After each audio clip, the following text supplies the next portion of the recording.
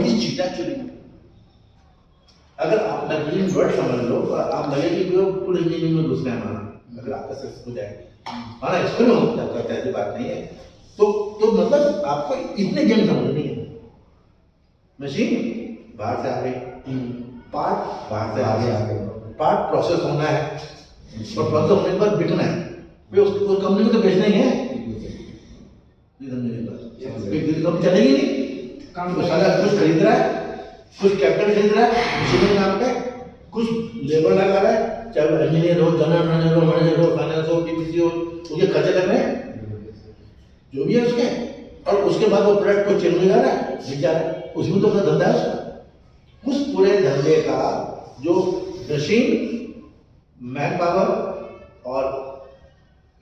part ये छोड़ के जो भी है ना, वो अगर ये फुल धंधा आदमी करेगा शॉप के अंदर, अब लोग अकाउंट्स में बन जाता होगा तो शॉप के अंदर जहाँ पर शॉप